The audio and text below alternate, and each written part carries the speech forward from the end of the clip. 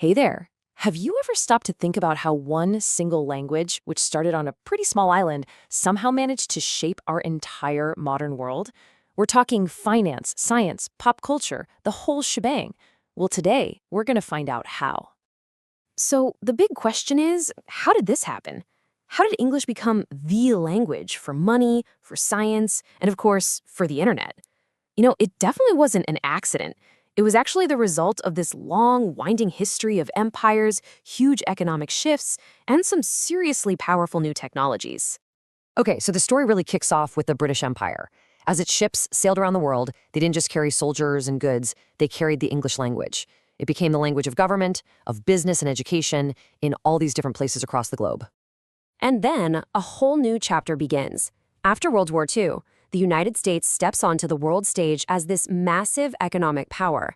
Suddenly, the US dollar is the currency everyone trusts and uses, and right along with it, English became the undisputed language of global finance. But it wasn't just about money and politics. Think about it. Hollywood movies, American pop music, they started showing up everywhere. English was literally being broadcast into people's homes, making it sound cool, exciting, something to aspire to. And then came the real game changer, the internet. The digital world we live in today, it was basically born speaking English. The very first websites, the biggest tech companies, even the computer code itself was all based in English. That really sealed the deal. So let's really dig into this incredible journey, because it's a story that unfolded over centuries, driven by power, money, and technology. You can really see how each step built on the last. 1,500 years ago, it's just this little local language spoken in England. Then, boom, the British Empire takes it global. After 1945, America's influence just supercharges it. And finally, the internet makes it the default setting for our digital lives. And that second wave, that American wave, was just huge. It wasn't driven by just one thing. It was this perfect storm.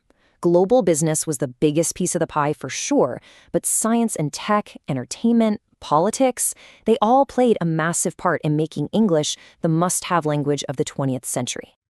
Okay, so we've talked about the big picture, the history. Now I want to take you somewhere where language isn't just about communication, it's literally a matter of life and death. Let's go to the emergency room. Picture this: chaos, alarms beeping. Someone yells, "I tried to perform CPR." That one little acronym, CPR, it means everything in that moment. It stands for cardiopulmonary resuscitation. It's the critical first step to try and bring someone back when their heart has stopped. Then you hear a doctor diagnose acute respiratory failure. Sounds super technical, right? But what it really means is terrifyingly simple. The patient can't breathe on their own anymore. It's a phrase that immediately tells everyone how serious the situation is.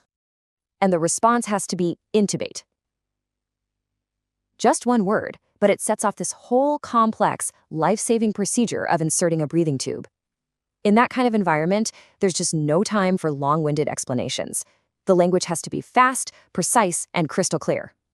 And even when the immediate crisis is over, the language still carries so much weight. You hear a doctor say this, and you understand immediately. The patient is stable for now, but the danger is far from over. It's language that's both medical and, deeply human. All right, let's all take a big, deep breath and step out of that intense ER. We're going to shift gears completely, from high-stakes drama to the quiet, simple language we all use every single day. Just think about your own morning. You don't say, "Initiate morning sequence," right?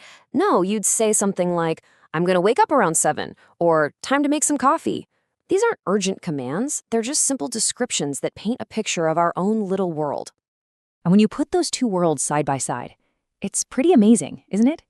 On one side, you've got this super fast, urgent technical language. BP is falling. And on the other, it's slow, personal. I just enjoy the quiet. It's the exact same language, but used in totally different ways to describe completely different human experiences.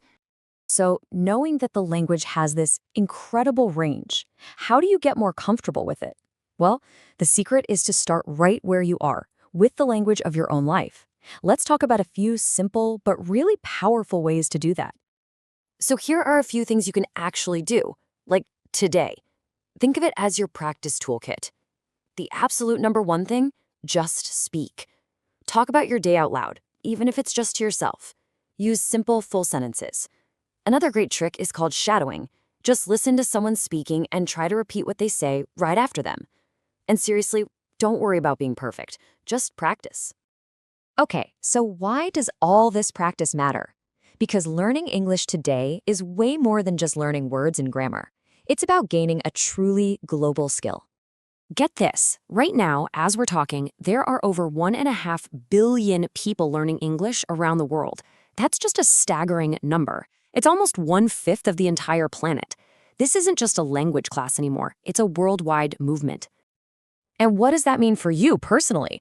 Well, it literally opens doors. We're talking better job opportunities, not just at home, but all over the world. It makes traveling so much easier, and it gives you access to this huge ocean of knowledge. So many university courses and online videos are in English. And really, that's what this all boils down to. Yeah, English was the language of empires and the internet. But today, its real power is as a tool for you. A tool that can help you connect with people, learn new things, and build the future that you want for yourself. So as we wrap this up, I want to leave you with a question. You have this incredibly powerful global tool right at your fingertips, or at least within reach. The history part is done. The real question is about your future with it. So what are you going to build?